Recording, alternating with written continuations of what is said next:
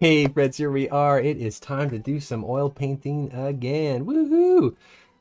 We are cruising on this piece. This is the underpainting for our under the sea kind of deep sea creature adventure here that we got going on. I'm pretty excited to continue on today. The hope is that the entire rest of the underpainting we can get finished. We do have quite a bit kind of especially kind of going on down here, but it is important to have goals of what you want to get done, and so that's what we're hoping for today. We go ahead and get some brushes ready to go here.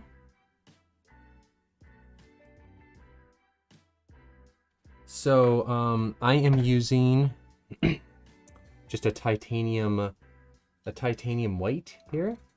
So I'm kind of blowing out a little bit, aren't I? If I and sorry, it's a little bright. I may need to bring things down, but sorry.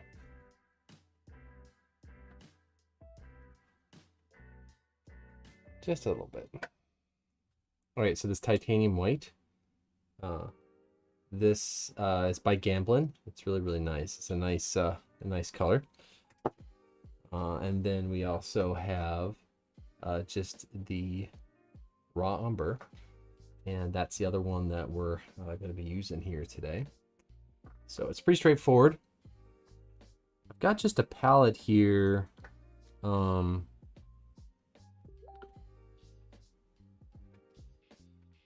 That is just a piece of paper that's designed for, and it's kind of in a pad, and it's designed to have so you can just kind of tear it off and be done. You don't have to, clean the palette off. I tend to not use a lot of paint, and I paint pretty thinly, and so I'm not in a spot where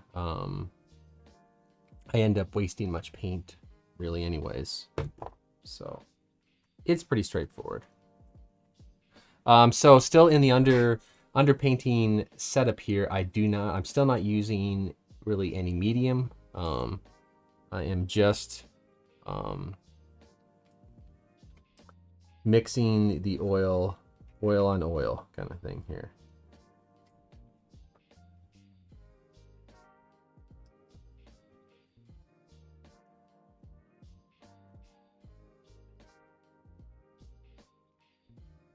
But yeah, feel free to hop in and let me know if you have any questions as we're going along here.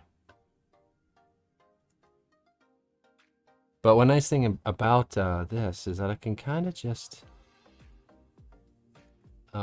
paint just fairly relaxed.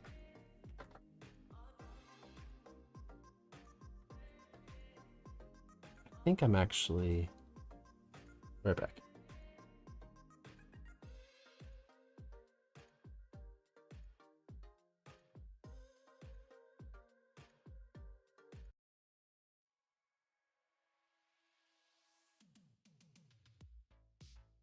I'm just trying to find the playlist tonight here of what's going to be good. What do we want? What do we want going on here tonight? So I really enjoy painting on this board. It's been pretty awesome, and especially using the GAC 100 has just been an absolute joy, really. And as artists, we kind of find out what we like and what speaks to us, and what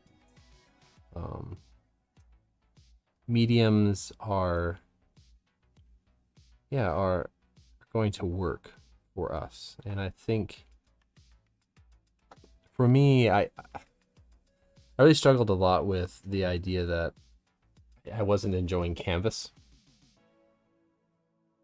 as much as I felt like I should be. Strange as maybe that sounds. Like I felt like I should have been enjoying Canvas more.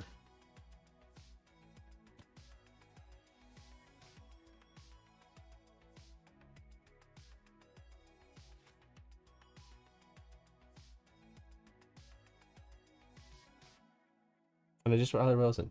Hi Sarah, how are you, my dear? Welcome to the stream. My faithful streaming buddy. And Sarah, I got... Thank you so much for the little present.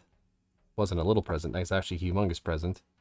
I got that. Thank you so much. I have yet to go in. I'm probably going to go in this week and pick up some supplies, so... hold on a second.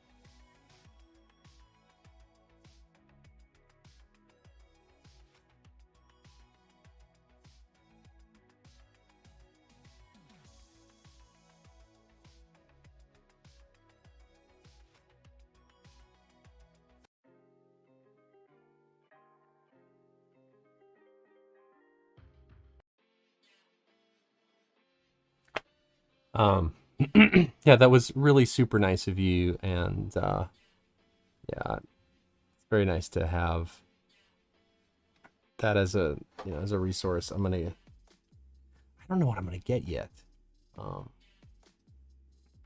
and maybe for the gallery show, I'm not entirely sure. I'm gonna have to figure that out. So yeah, that was super sweet of you. Thank you, thank you.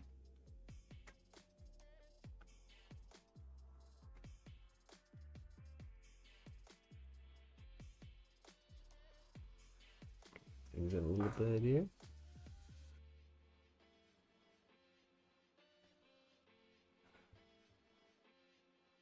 So you've been consuming quite a bit of art recently. I saw it's been really fun. Is that an annual kind of get together they have there that you had on Facebook?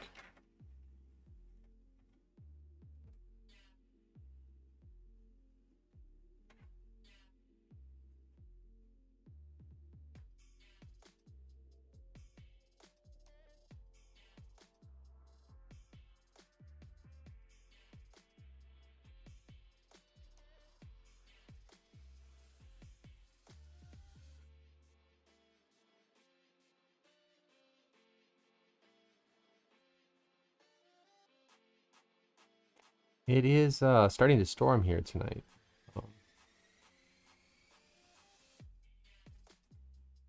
And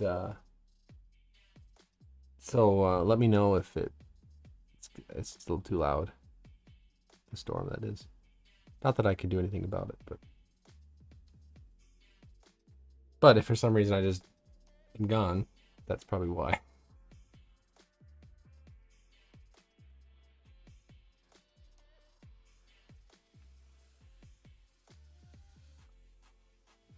Sound thing was not, but now it's every other year. Art prize. Yeah, that's cool. Yeah, so people are really ready to hang out, I bet.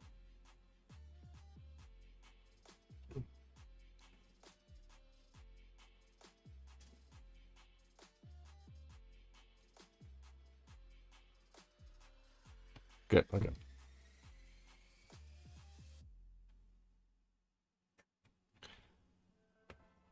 So, I mean, I am going to try to get I do have this goal of trying to finish this underpainting today. It's maybe a bit ambitious. But I'd really like to get it done. That's my home. Sepia, so... Oh, sorry, I didn't see. Have you ever considered a sepia piece? I just love how it looks right now. Yeah, it's funny. There's actually a little bit of a joke about that when it comes to underpainting. and it's kind of like, oh gosh, I could just stop and just leave it like this. Um, for me, it would totally depend on if the sepia tones told kind of the story. I think initially that's kind of what I was going for with the Sherlock Fox piece. Some more sepia tones. It kind of migrated from that, but there is I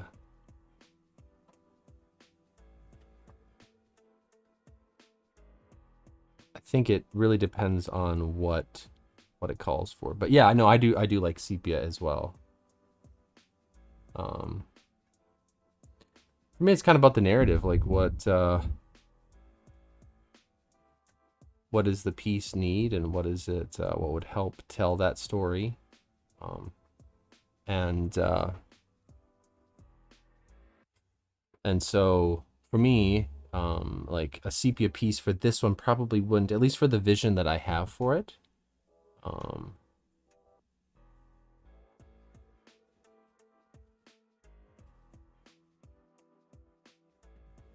My vision being more wanting to be told with color. So it is interesting how some pieces seemed like they would work better sepia and some of others, but I hope is not to be quite so crazy oversaturated. I've been struggling with that my whole time in my art journey. Is my paintings do get just pretty saturated.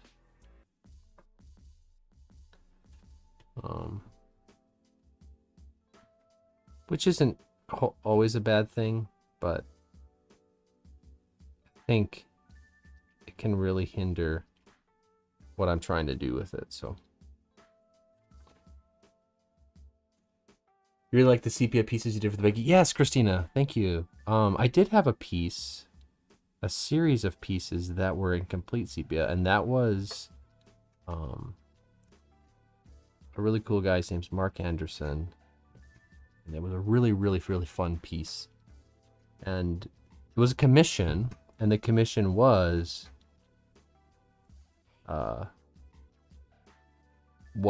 in sepia. I was just looking at that painting the other day, Christina. I'm glad that you thought of that. Raka, welcome. Welcome, welcome, welcome. What's happening tonight?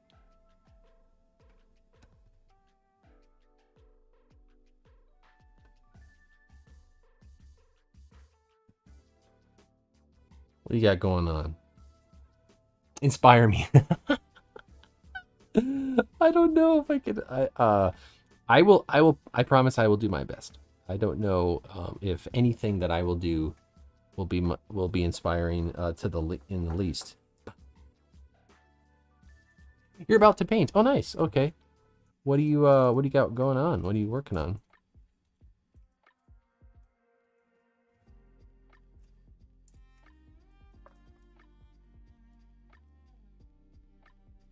Or is that kind of what you're wondering? Hey, Goose.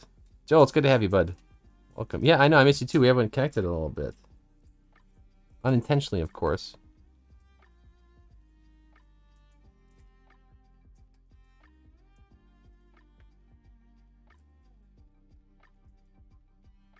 So you're gonna paint a character. You're gonna try to paint a character from a game. Okay, cool. Which game do you have in mind?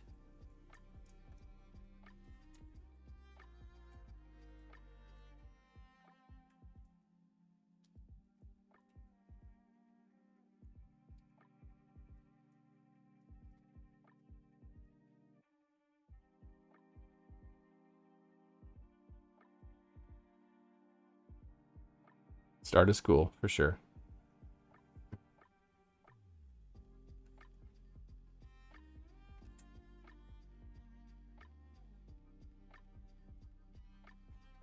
Start of school is pretty wild.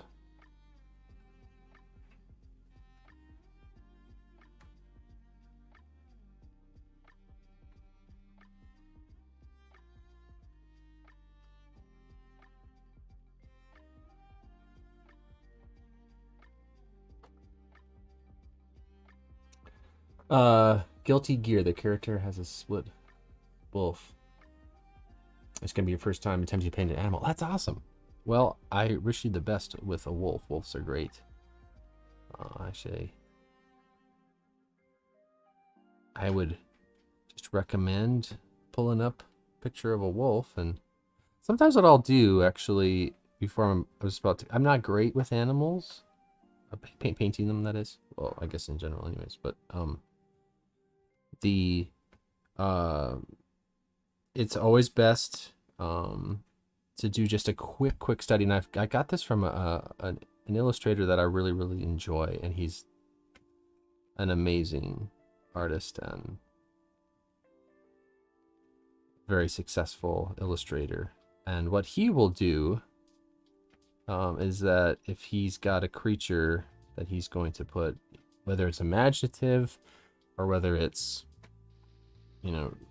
real or based out of, he will find something where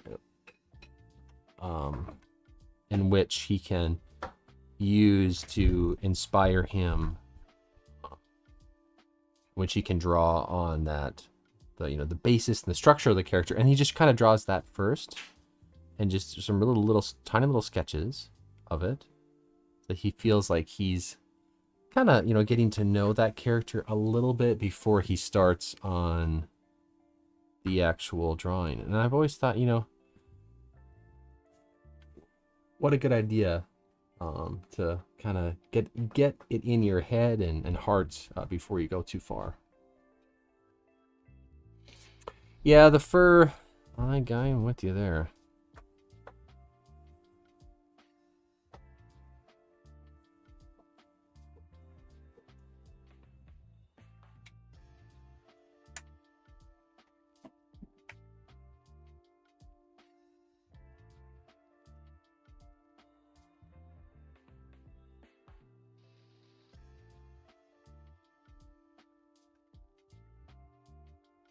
But I think sometimes you kind of get that, if you can get that mental roadmap of what it is that you're working on,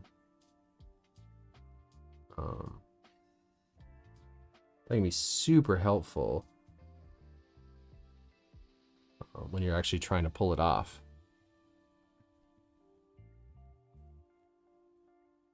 If you have a little bit banked in your artistic library in your head. That's why sometimes you'll see people who can just seem to just pick up and draw something. Like, oh my gosh, how the heck can they do that? Typically, it's because they've kind of banked that.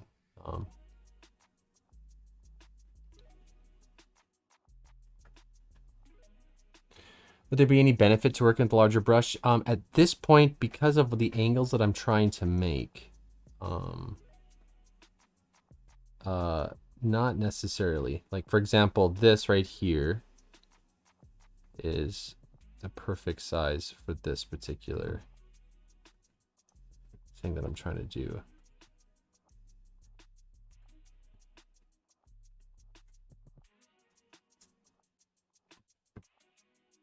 I know I mean, we've talked about that for sure in relationship to like trying to get things to move a little bit faster.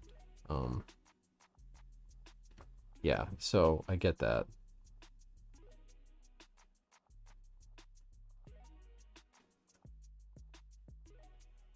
But there is a pretty intense diminishing return when it comes to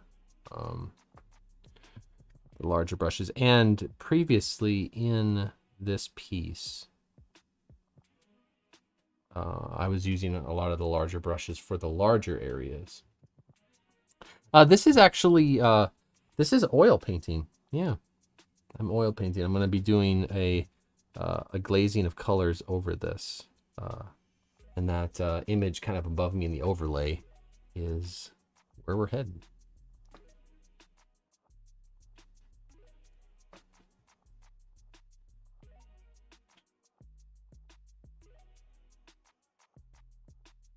There was a time where I think I really ended up using just way too big of a brush all the time, because that's what I was taught. Use the biggest brush you can get away with. But I also realized that it's a very different way of putting down the paint. So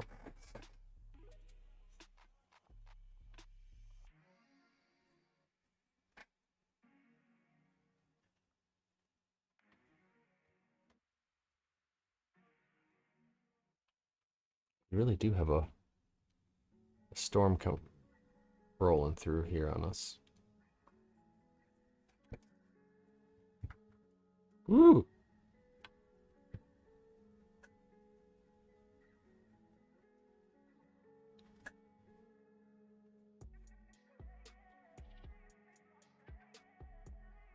But yeah, the size of the brush thing it's a really important conversation, and I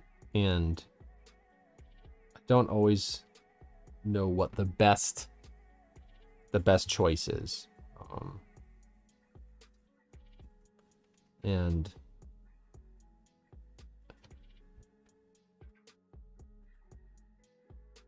I think a lot of it has to do with the execution of my particular style and my approach.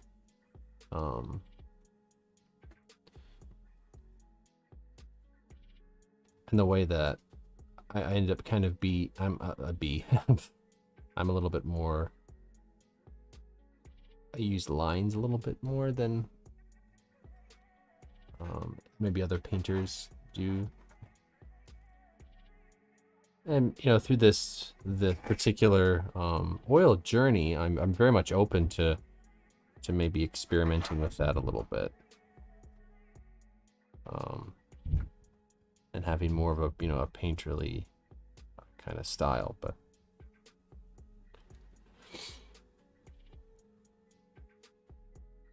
also makes sense if you're glazing color over, the underpainting will show through some, right?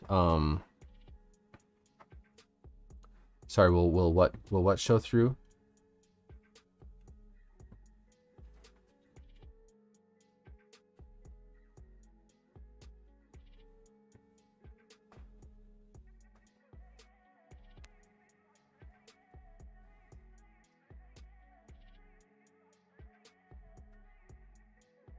Ooh, wow, that storm is really coming in.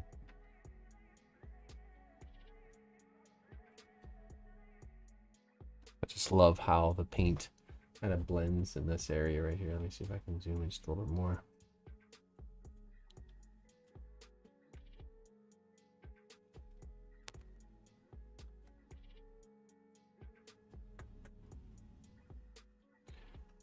The underpainting will show through some. Yeah, it will.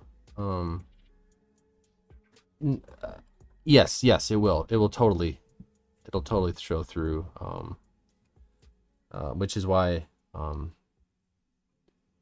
quite a bit of the piece, actually, probably more than half of the time spent in this piece will be on this underpainting.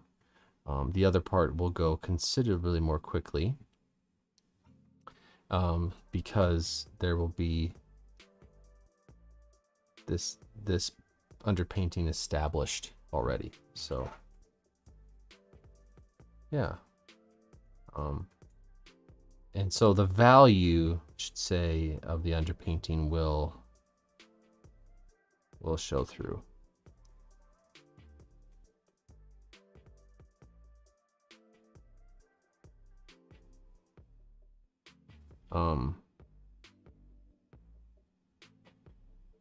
Not necessarily that, not the color of it.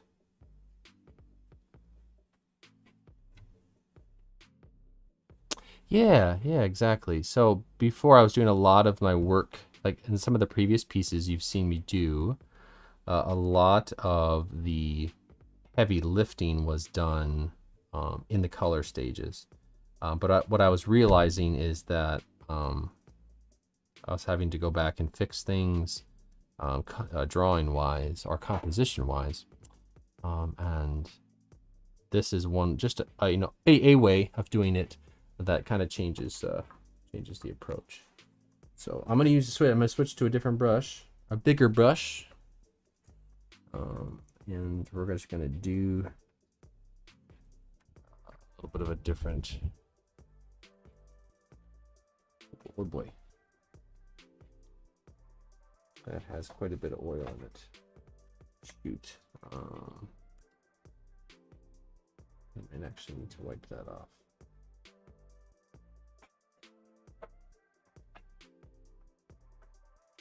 Yeah, to wipe that off. This has too much oil. So I don't clean my brushes between stages.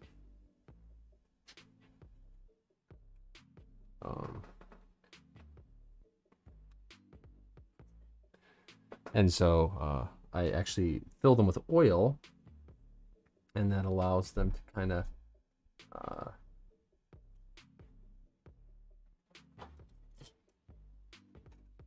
go here. I'm actually going to try a angled blender here.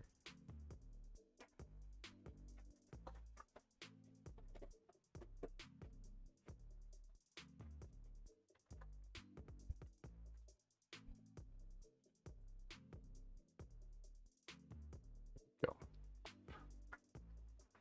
Ooh.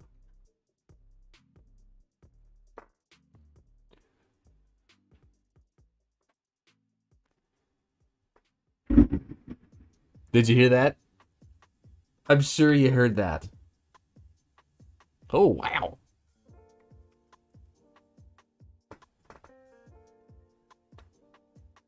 Did that come through? I think that came through on the stream, didn't it?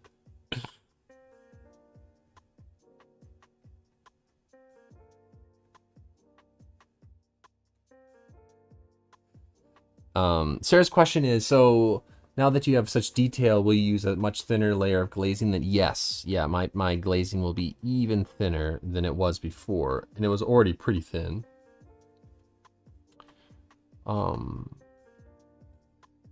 So I don't know if you remember, but I kind of went back and did an underpainting on. Okay, let's go to the Bilbo and Gandalf piece. My approach to Bilbo was very, very different than my approach to Gandalf. I kind of went back and did Bilbo in a different way.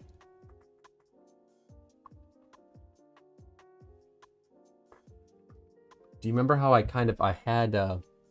had color on everything, but then I went back and did this underpainting style with kind of sepia, for lack of a better term. And then came back and glazed color. So it's basically, I'm just doing that for the whole piece.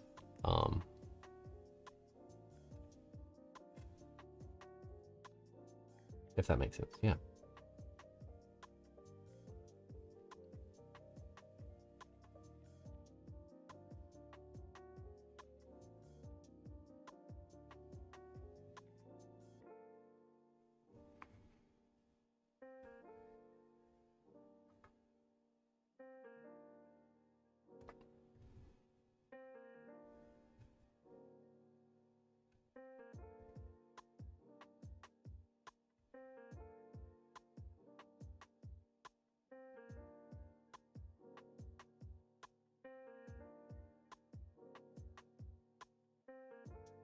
I mean, kind of what will end up really happening is that there will be initial glazing very, very thinly. I mean, we're talking extremely thinly. And then paint over that into that opaquely, glaze again, paint opaquely, glaze again.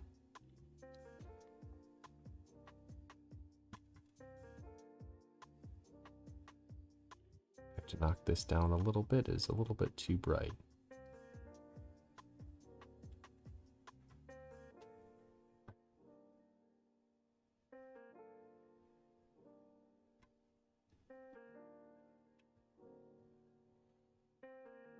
Yeah, so that, yeah, it is actually fun for me to learn myself what it is that I'm doing. and how I want to do it, and finding other people that do it in a way that kind of speaks to me.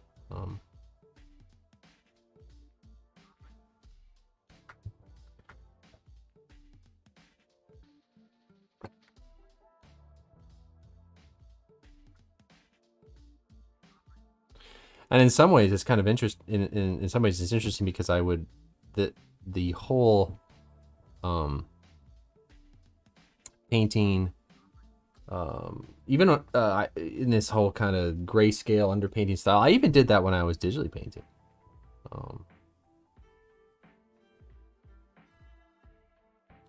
I typically nail out some of my values and then just glaze color over it, and then slowly add more on. So I mean, like, it definitely speaks to me as it keeps in my in my comfort zone.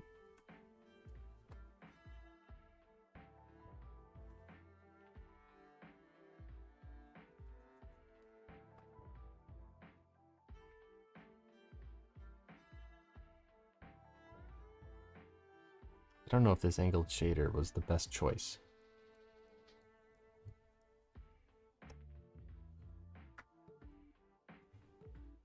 Well, good morning. How are you? Welcome, Spade.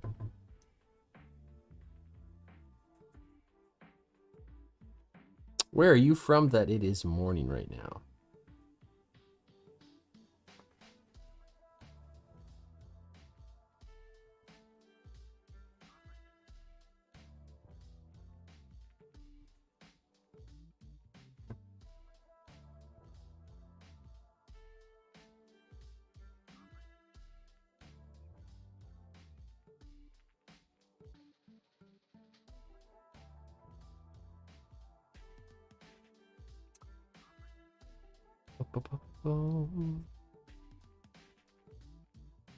Okay, there's a question coming in regarding the surface that I'm working on.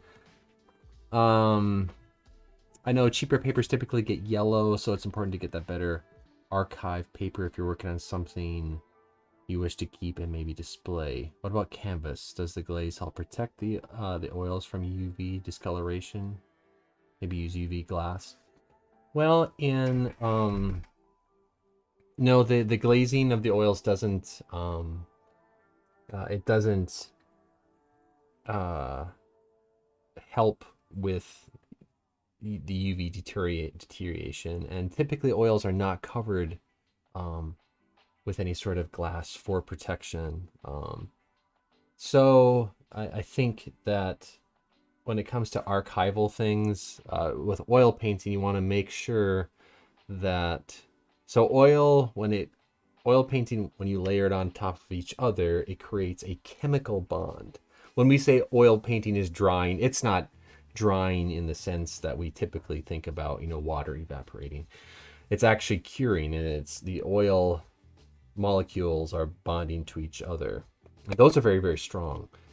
What's important is that when I'm painting on this panel, I'm creating a mechanical bond where the oil is sinking into the pores of the GAC 100, which is thinly put on top of this masonite board, and it's creating a bond, and it's holding on.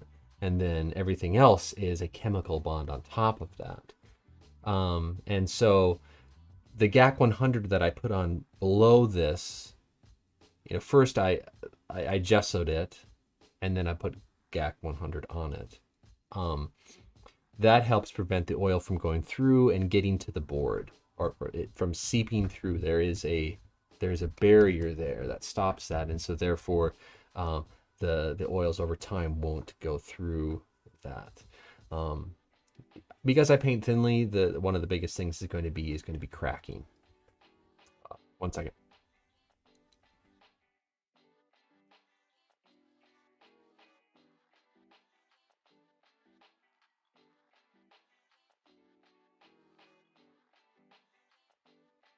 And so with cracking, that can be hard to deal with, and we just have to try our best to paint fat over lean.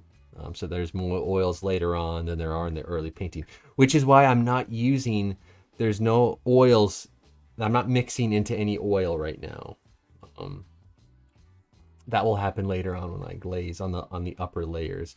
And so this is just straight out of the tube mixed together.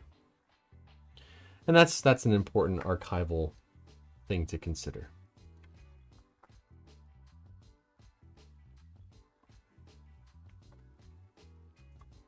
You know, with the yellowing of paper, that has a lot to do with if the paper is acid-free or not.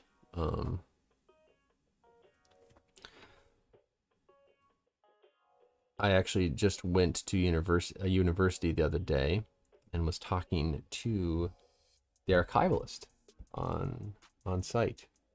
They're in charge of managing the collection at the university, and she knows a lot about what is archival, as well as what is not. Did that answer your question?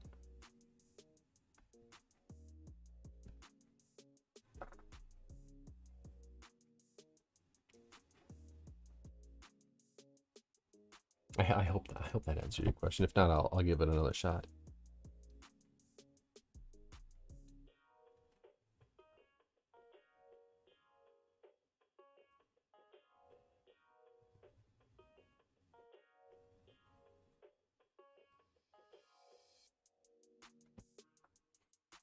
The other thing right now to consider, and there's so many things to consider while I'm painting right now. I mean, it's broken down into value, yes, but every time I glaze, color in, does have the potential of getting the painting darker and darker and darker. So I'm bringing up the lightness, the value of it a little bit. I guess canvas doesn't matter too much. Oil paintings, it's more how you apply it. Yeah, or how you protect the canvas before you start painting. I mean, if you go and pick up a canvas from an art store, it's most likely going to say that it is gessoed and ready to go. And that is going to be protected, and the canvas itself is going to be protected for what what you want to do with it.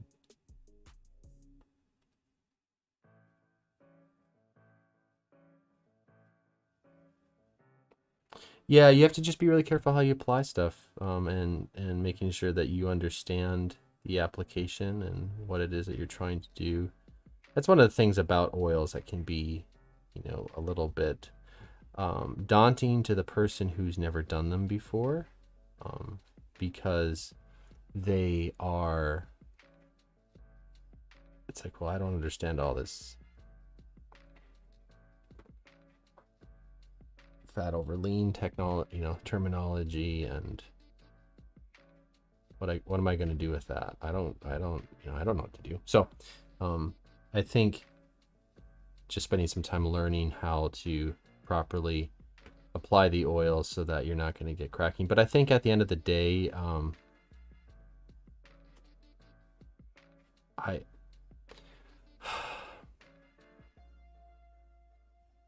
painting is going to have to be taken care of.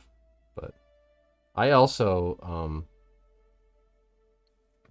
I want to be as archival as I can. Like, I go into each piece saying, I want this piece to last, especially if I'm going to sell it. I want to varnish it properly, and I want the buyer to know that it's going to be around for a while. Eventually, the painting is going to have to be taken care of. I mean, if my paintings are around in a couple hundred years, awesome. They probably will not be, but if they are, that's great. Yeah, you're really welcome. You're welcome. And love the questions. Keep them coming. there's, you know, things that you kind of pick up along the way that are really helpful. I think for a little bit there, I was really, really worried about archivability. Probably in a little bit, almost a way that was crippling me a little bit. Like,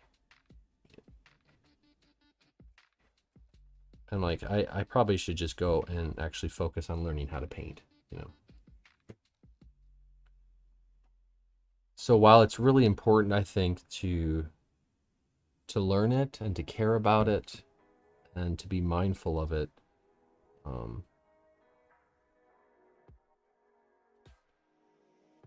I think as long as you do your best to make sure that it's archival, then just kind of move on, you know. There may be ways later on that people have of that archivalists will have of keeping things and restoring them, and that we have no idea. I mean, there's this guy on YouTube, I can't remember his name, but all he does is he shows his archival process. He's an art restorer, and he gets old paintings and cleans them up and fixes them. Sometimes there's a lot of problems that he has to, you know, big huge tears and or just improper technique that people didn't use the right materials or they didn't know what the right materials were. So what we know now obviously is incredible as far as archivability goes.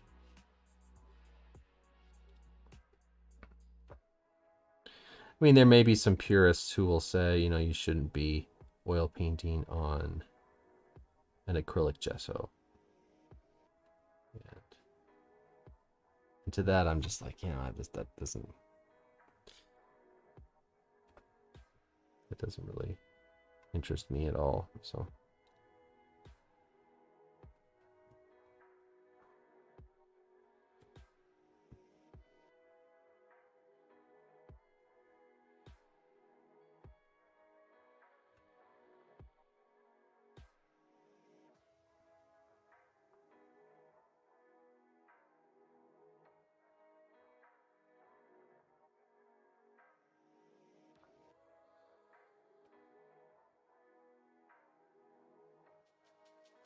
it's kind of one of the nice things about watercolor is that if you just buy really good quality paper and you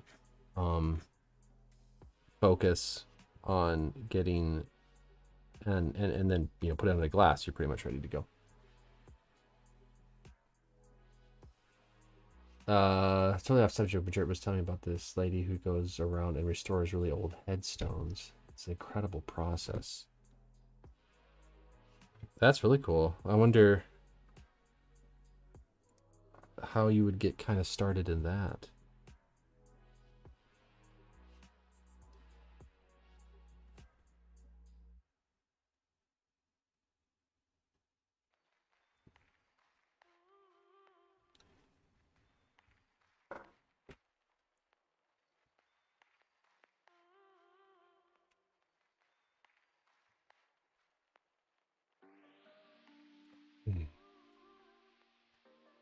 Yeah, I mean, those headstones have to be taken care of, and someone's got to come in and say, hey, you know, in order to keep these going, we either we have to take care of them, or just do them in a completely different way. But yeah, headstones will just gonna fall apart.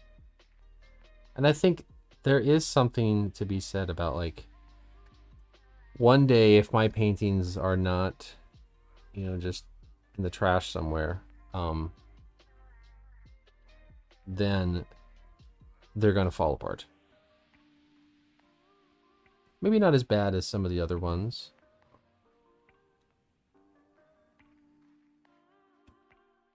old wood panels, you know, they would split and stuff like that. This masonite supposedly won't, but we don't know that. We don't know that.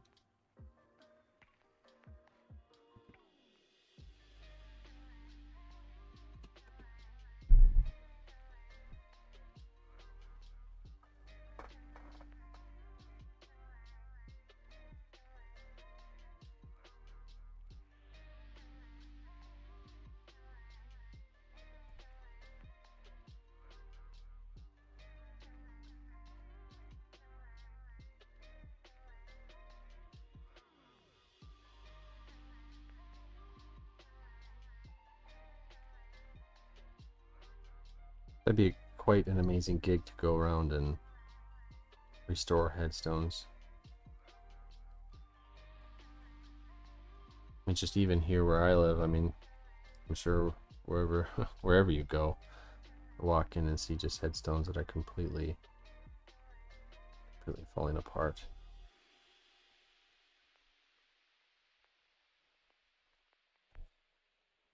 And that's cool that someone's coming around and trying to figure out how to do that. That's the other thing too. It's like when it comes to archivability, like I am doing my best as the artist to make this painting archival.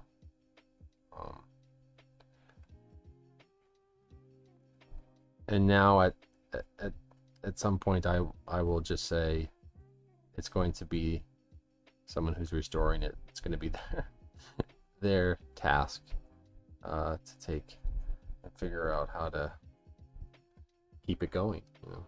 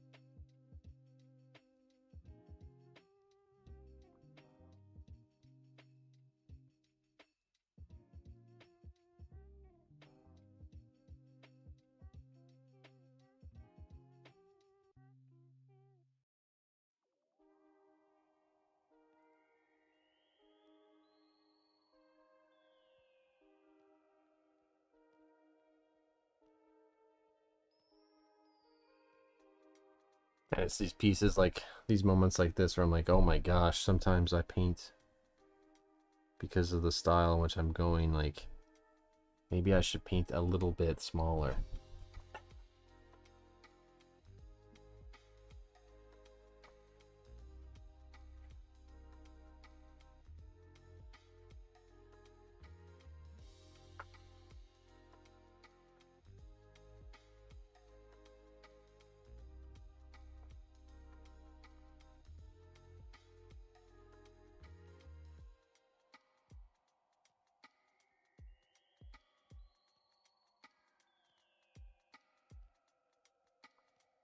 Me, of course, I'm like, oh, dude, I'm gonna totally finish this painting tonight.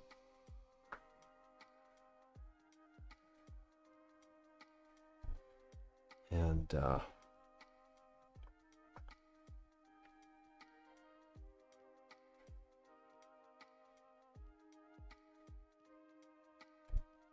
that's not gonna happen.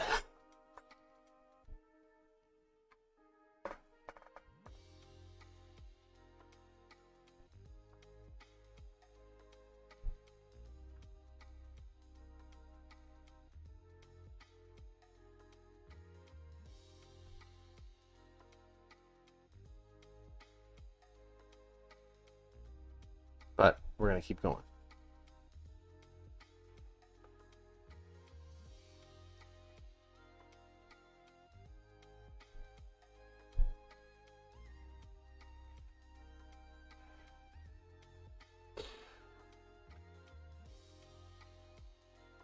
Let's see, get the spot here. Question is, so what are your views on a printed digital works? Printers nowadays go really big, and the quality of prints are pretty good nowadays. In my opinion, it's not me to me. It's pretty to gaze into the traditional strokes to get highlights by surrounding light sources, but I think they have the capability of lasting longer than typical traditional media. What do you think? You know, it's a good point. Yeah, you're right. Traditional, or no, I'm sorry, prints nowadays are just incredible. The cost of printing has come way down, and the quality has gone up. And prints are very important. I mean, prints have been important to me as a source of income over the years. It's a way for me to make the most out of these paintings that I'm doing, especially now. Before, when I was doing just digital work, there wasn't an original to sell. I think that prints are awesome,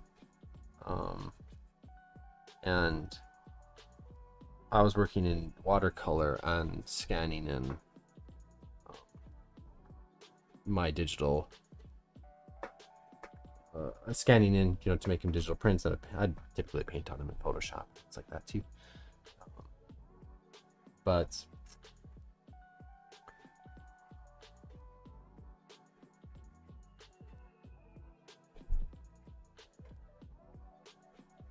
sorry, I'm just looking at something really quickly here.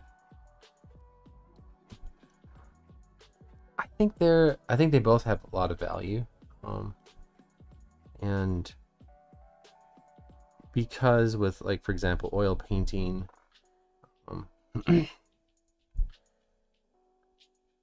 as opposed to like acrylic, which kind of just dries very flatly. Acrylics, I mean, oils, you know, the more layers you get them, the more luminosity that comes to them, and the colors just kind of just explode.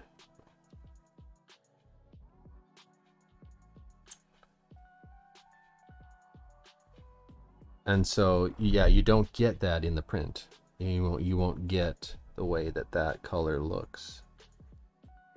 Yeah, you can't get, because, you know, as the light travels through the oil, it bounces around. It goes into the oil, then kind of bounces, but it refracts, and yeah, it's crazy. I don't exactly understand how all it works, but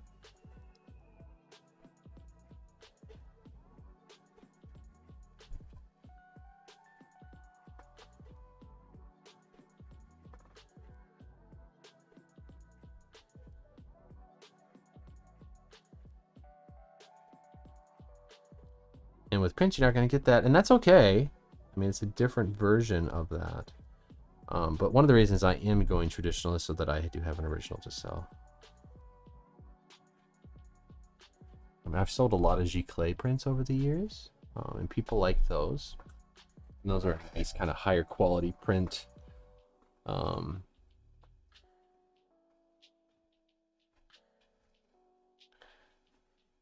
And I will have, you know, prints of this piece available. You know, even after I sell the original, I'll sell prints of it,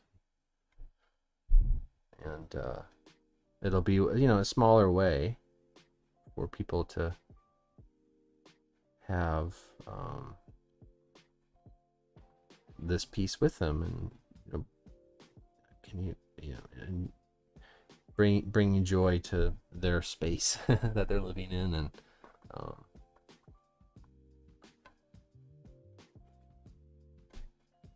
so.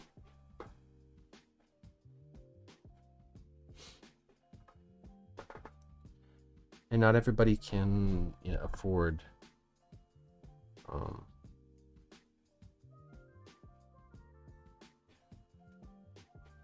Show an original.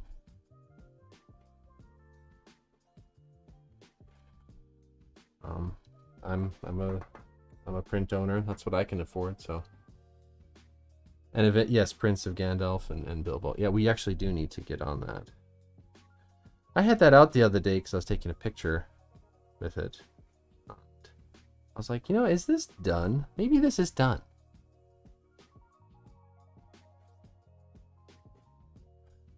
I'll need to look at it a little more closely.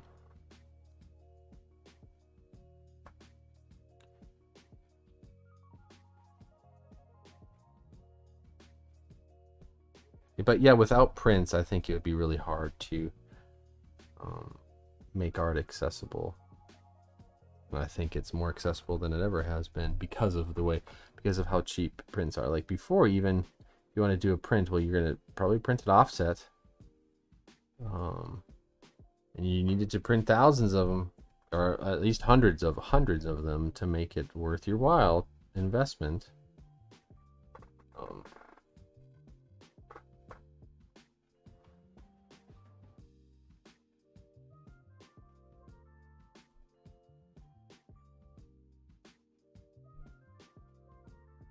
And now you can just do a couple. I mean, there's sites like Redbubble that just print them as they need them.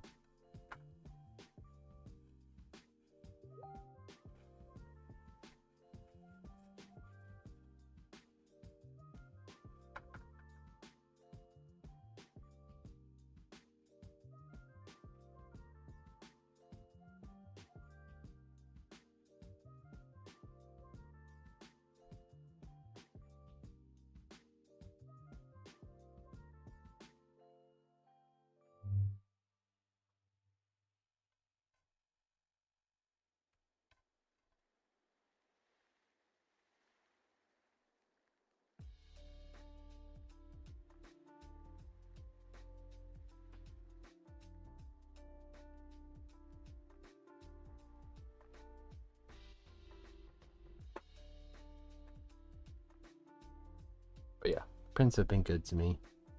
I'll keep making them.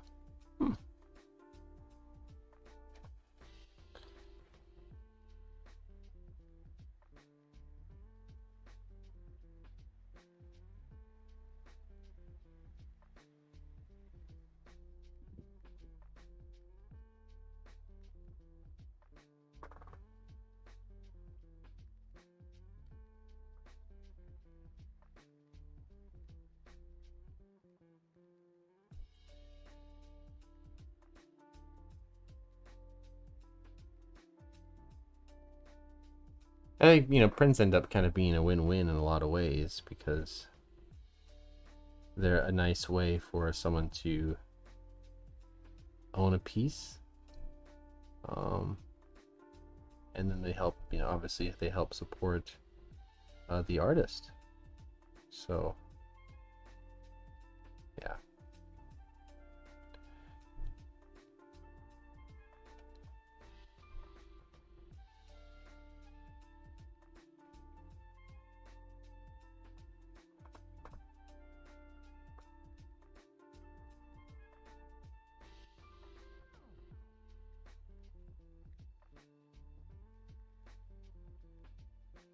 I think probably what I'll do about this piece is we've had quite a few streams now with the underpainting, but I think it's time to move on as far as the stream goes. So I think probably the next time you see me, I'll just finish the underpainting part, and we'll move on to glazing and color.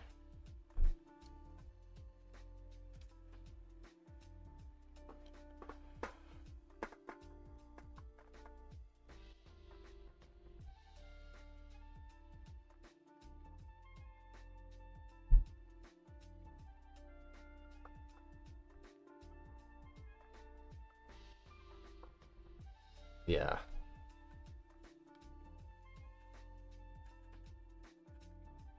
Yes, the prints are a great way to get your hands on a piece. it is hard. That stuff that I'm making, original wise, like, is just not going to be terribly accessible to the average person as the original, and so I'm just really glad that print helps that. That's kind of always been the problem with art, is that of who can afford it and who can't. Um,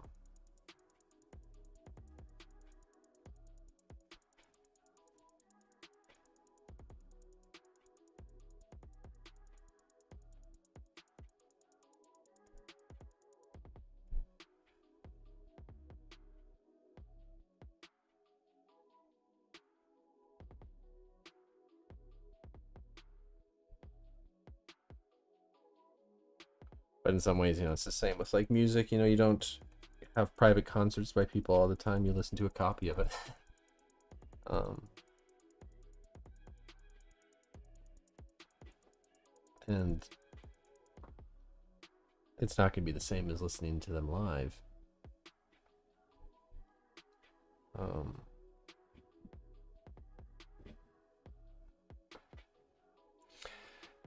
So glad you have a prince. I was kind of fortunate. That's very true. Fortunate you have an artist for a husband. You do, but you are also an artist as well. So we have two of them in the house. And then our stepdaughter Mary, she likes to paint a little bit too. So we have multiple artists in this house, which is fun. Boo, boo, boo, boo.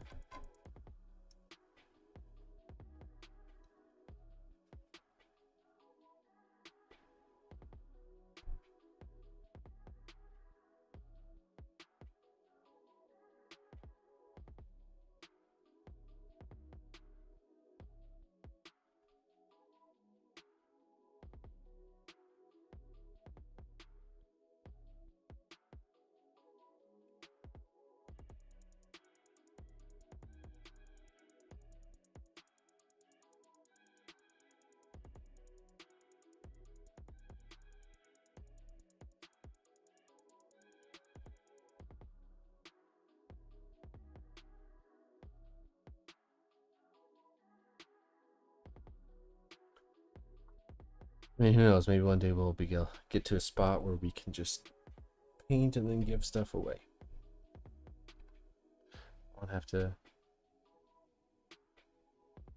charge for it anymore. Who knows? But probably not. I'll probably always have to charge for my work.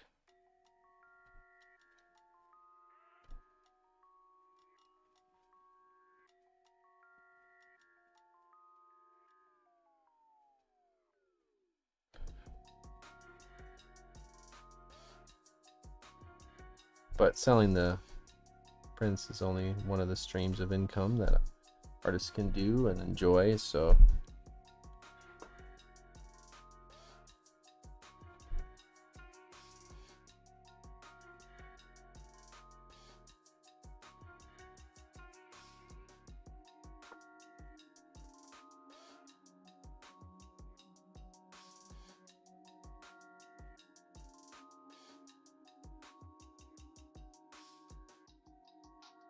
I get tired of painting these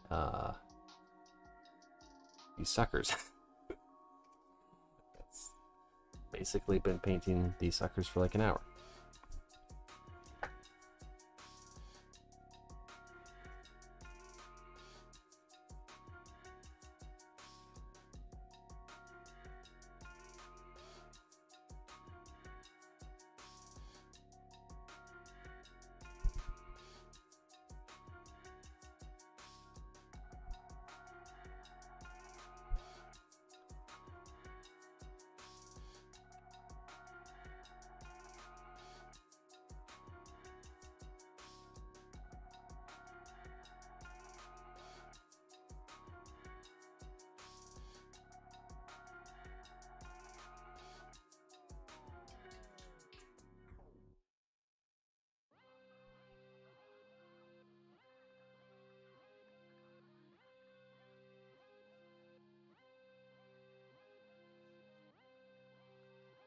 Question is, ever thought about getting prints made on really high quality paper and then using texture or glazing on it?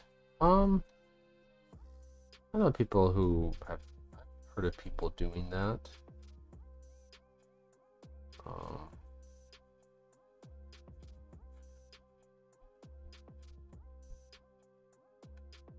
I think by the time I get done with these paintings, I'm pretty ready to move on to, you know, to something else and stuff. So be right back.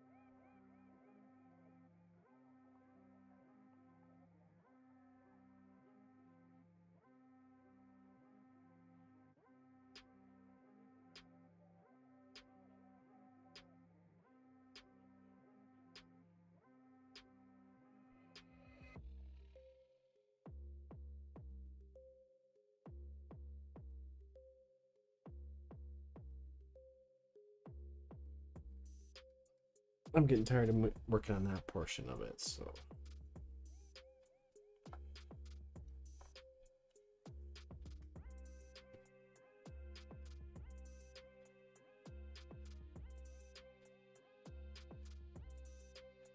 I think I'm gonna come back down here and a little bit on some of the foreground here a little bit. So I'm gonna bring this down and make sure that we are focused in.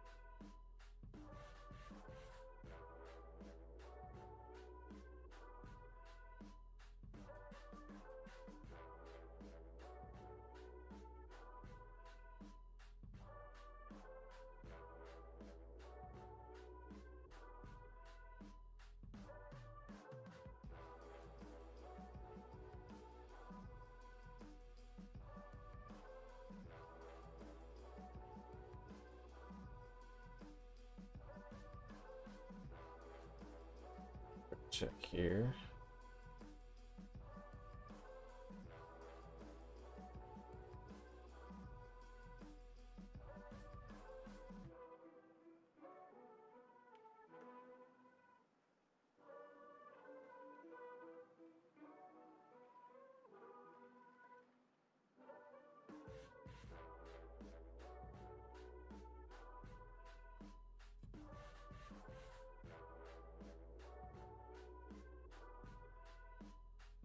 Yeah, so like I said, there are people who I've seen that will paint over top of their prints intentionally to give kind of like a more of a, you know, I actually don't know how many people are watching tonight because the thing that shows how many are watching has not been working properly for me. I think what happens is a lot of these, because I'm on multiple streams, multiple places. the service that I use to restream those,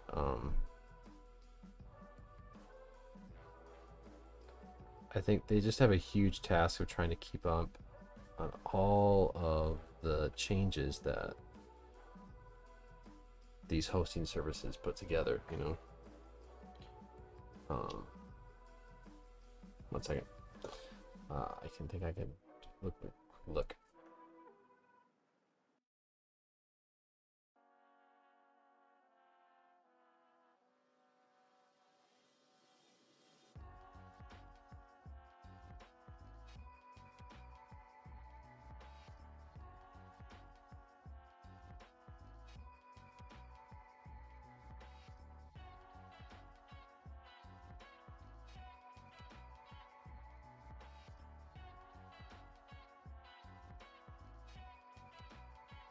Yeah, it's hard to. It's actually hard to see right now how many people we've got. But if you've been lurking, say hello. Say howdy.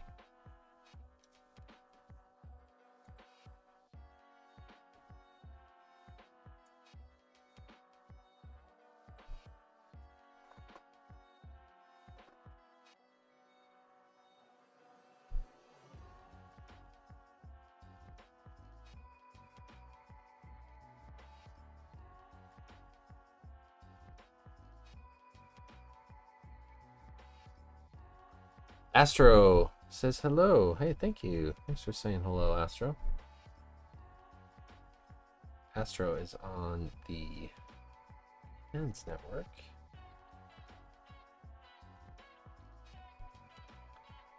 Nice to have you on tonight. What's happening? What is happening?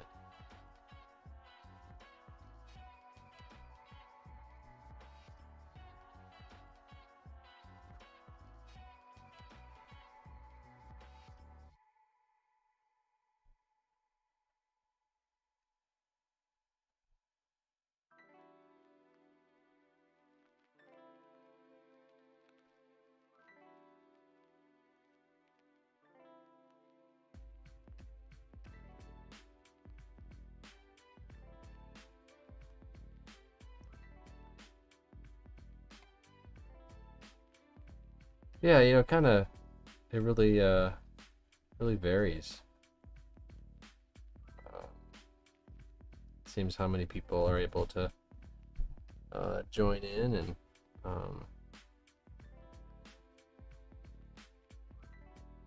I do have enough for affiliate. I think I just have to stream a little bit more, and then I think I could get affiliate if I wanted to. That's kind of the thing with affiliates. You have to kind of decide, is that what you want? And I'm talking about on Twitch. If I did that, I wouldn't be streaming on Behance or on YouTube or Facebook or anything. You would be just there. So I don't know if that is what I want to do. Probably not. I have not been planning on doing affiliate if or once I got the ability to do that. So.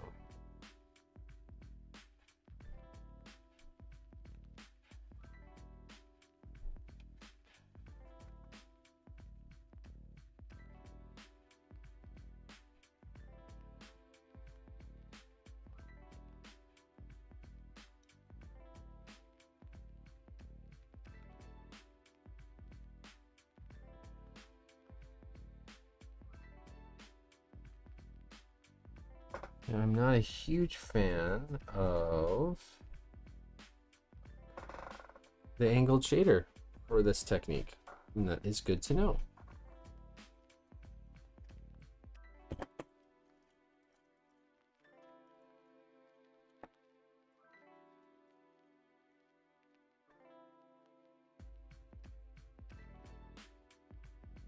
I'm gonna try this. Well, it's kind of a wash.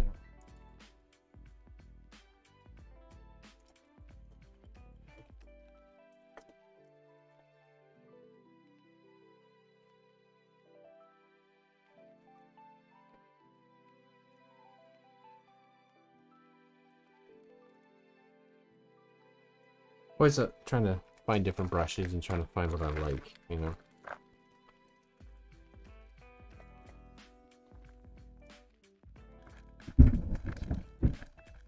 Woohoo! I'm sure you heard that one.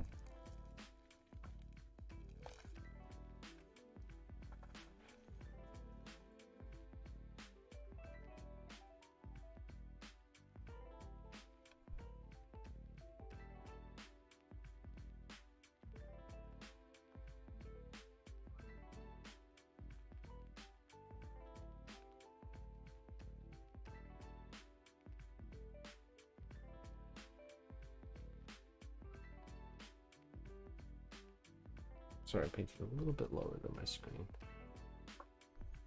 I'm trying to be a little bit more self-conscious about, one, not sticking my head in the frame, two,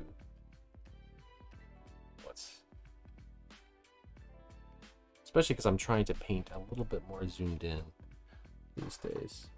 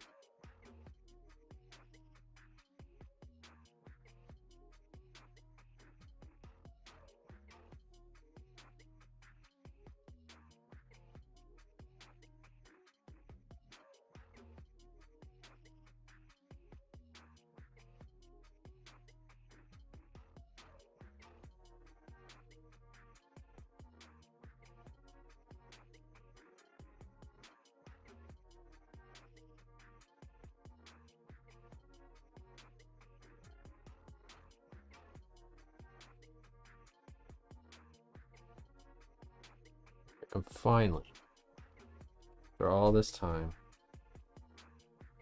finally getting to Mr. Googly Eyes.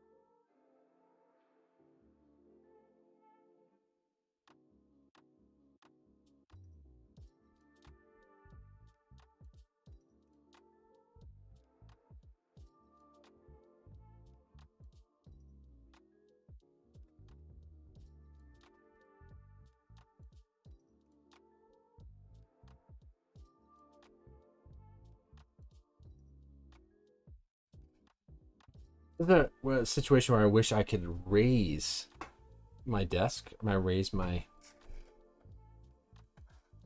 Like, I can barely see what I'm working on. It's so low.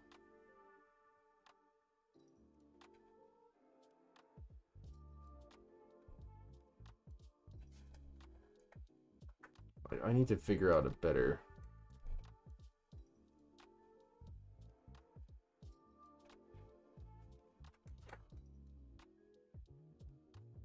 Just a better way of doing this.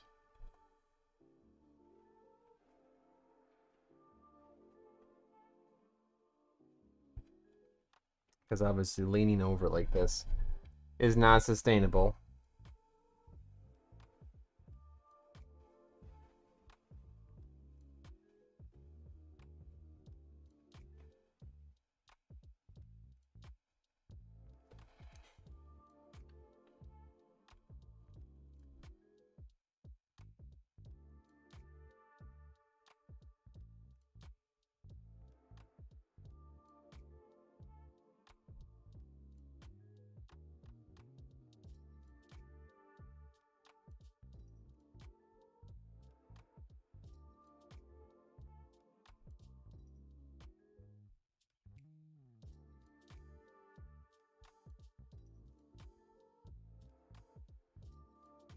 Yeah, I need to figure out a way that I can raise this up a little bit.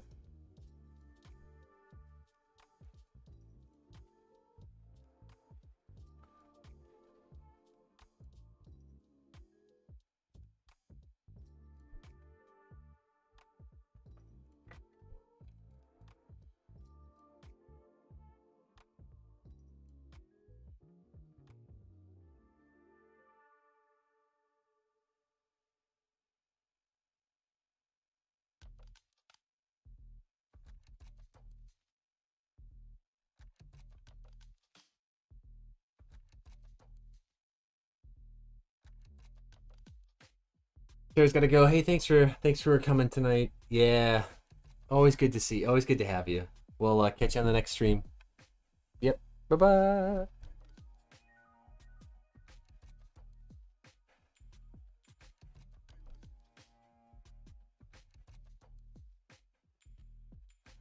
Thanks for being here as always.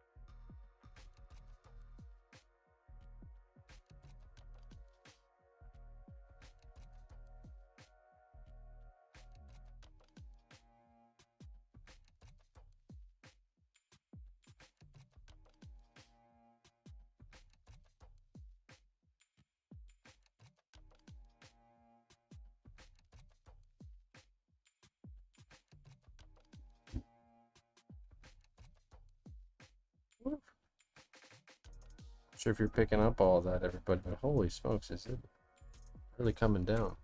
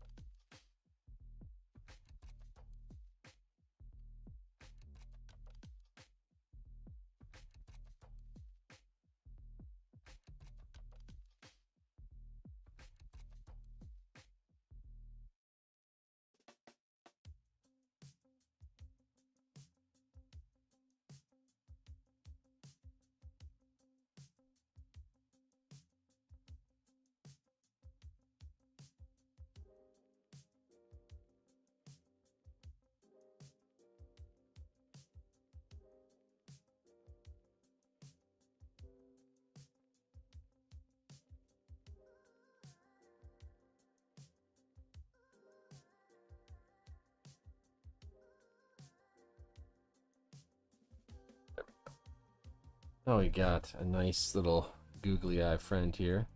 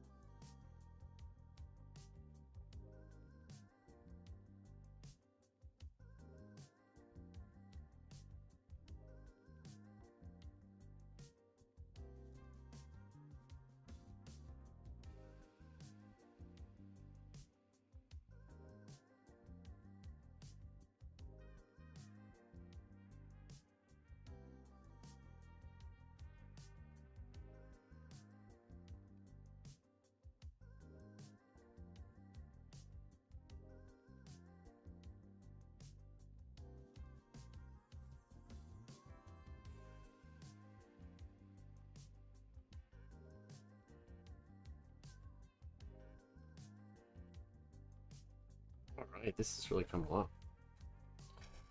How's everybody doing out there? Like I haven't heard from you guys in a while. Is everybody okay?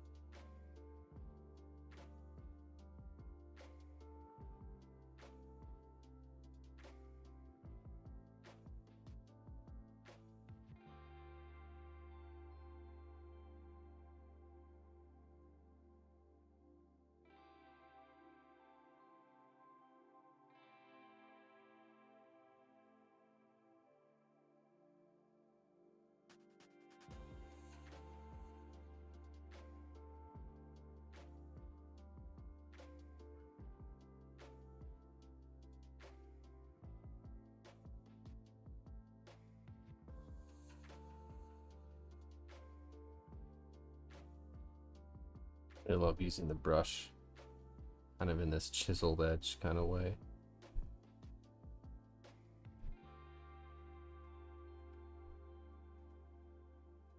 You can get those really, really cool, you know, straight line textures that are sometimes lost when you're using just always such round brushes that I mean, I'm very much drawn to the round brushes.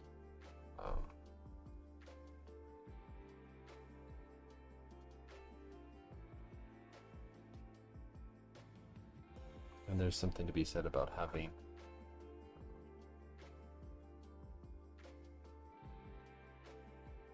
these straight lines that really, yeah, that really help.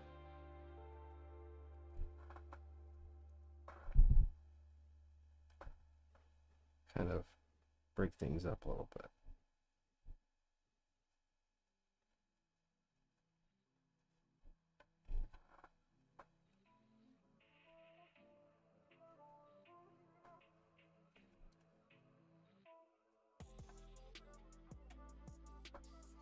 Let's move totally this different area over here. Let's grab this guy.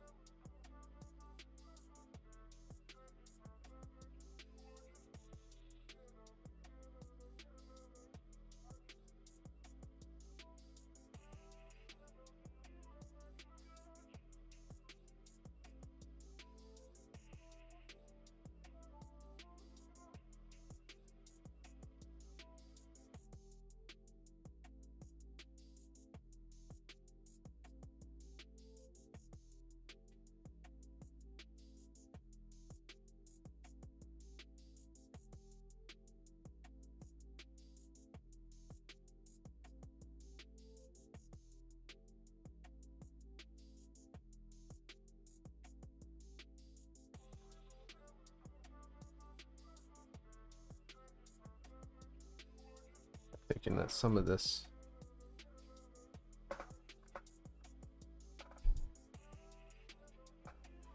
is just way too bright. Like do you see these seahorses here?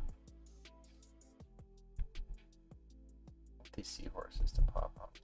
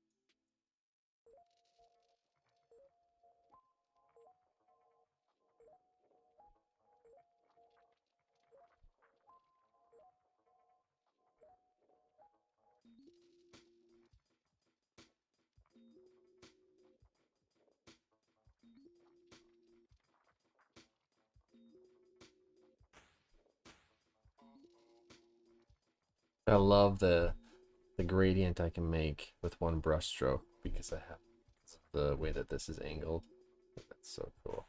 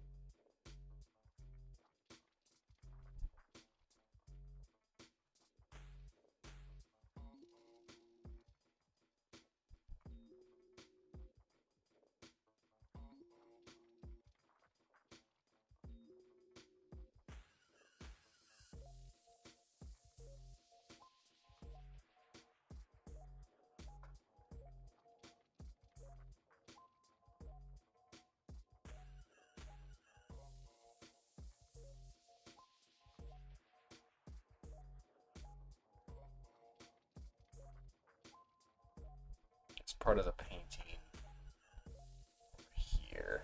It's probably the most troubling to me how I rendered it.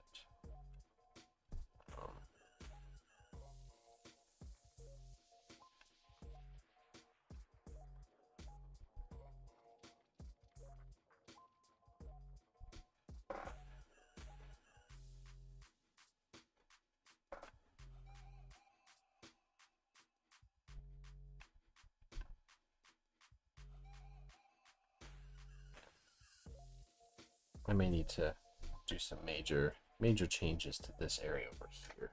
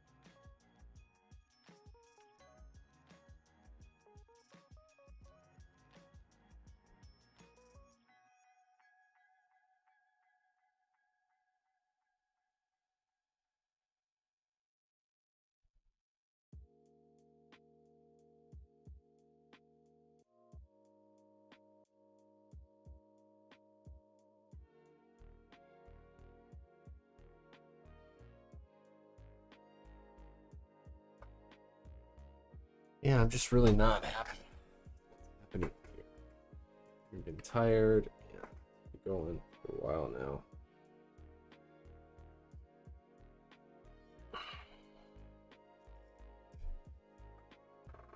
Yeah, I need to work on that. I need to come. Yeah. Sometimes just how I render stuff is just beyond frustrating.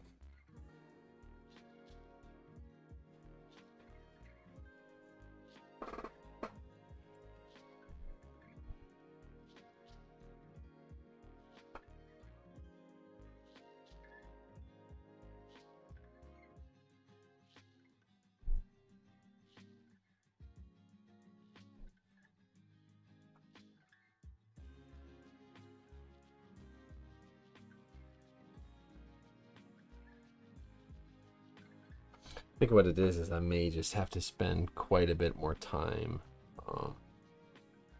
just looking at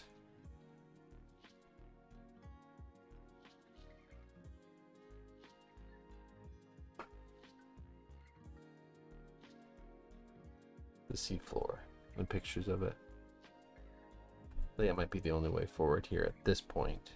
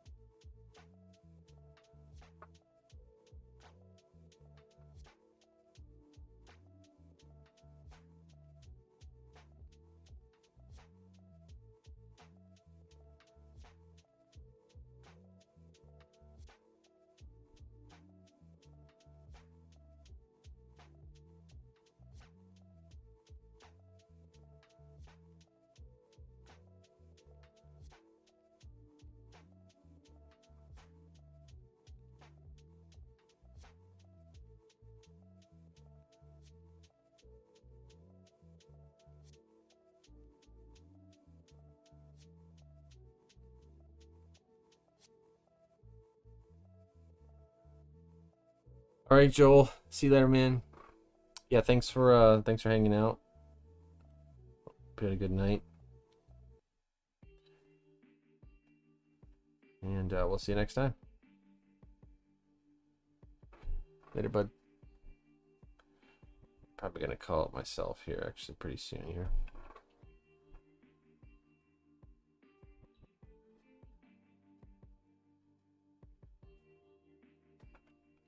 I just really need to do a little bit more research on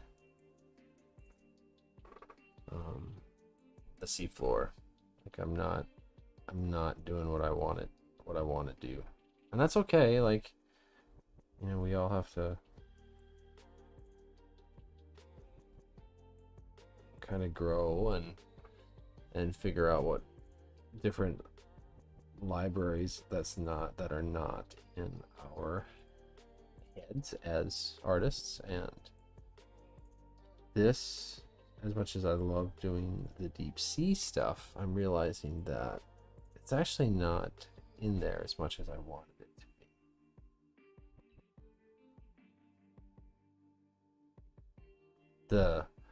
The library and knowledge of how things look and how I should run into them.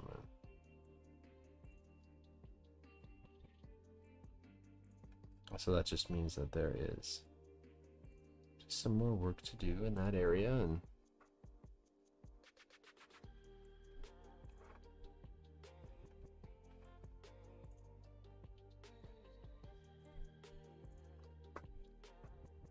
that's all right. That's how we grow. So yeah, well, I really have had a nice night here tonight, just kind of cruising away on this. I know I had the outrageous goal of it being done tonight. That did not happen. That's all right.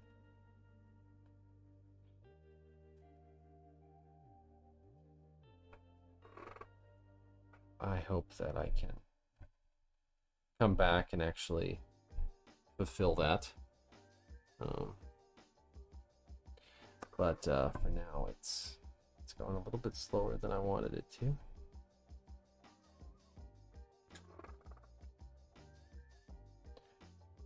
I think sometimes when I find myself muddling through things that I don't know well, one, it slows me down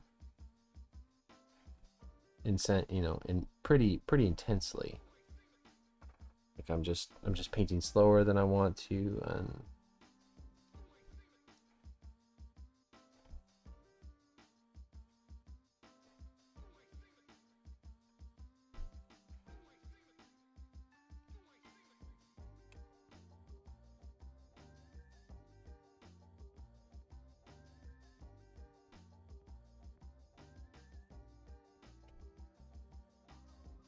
it's time to really get some better knowledge in my head of what it is that I'm working on.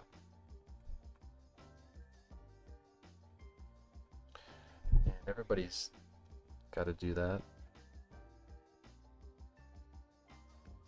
And sometimes even just kind of reassess where things are at. Like, okay, so I'm struggling right now with the coral reef, things under the sea, just knowing how to make it work together. Okay, so now what we have to do is go in and fix it. Okay, so what do we learn? Let's make an adjustment. The adjustment is going to be that I'm going to go and take a look at some more of the sea stuff and get the ocean floor a little bit more in my head.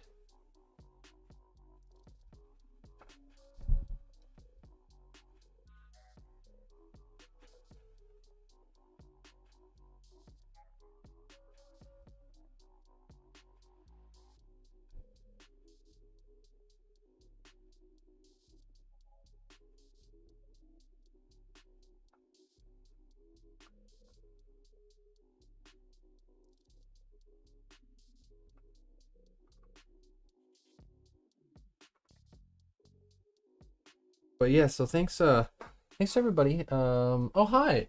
Great work. Hey, Malai and Vikram. Welcome. There are some other people, sorry, in this chat. Vikram's having inspiration of an adventure. Yes, for sure. That is what's happening. I'm really good to have you guys. Yeah, thank you so much for coming and being a part of this, and as I kind of work in this adventure, and it's been really fun, and I'm gonna keep plugging away at this. I want to get this to a spot where we can start glazing some colors next time. That's my hope. And you guys are great. It's always good to be with you here. Thanks for your support and for just being here with me as I work. So remember that you are valuable, that you are important, and that you matter. And we'll see you next time. Thanks a lot. Bye-bye.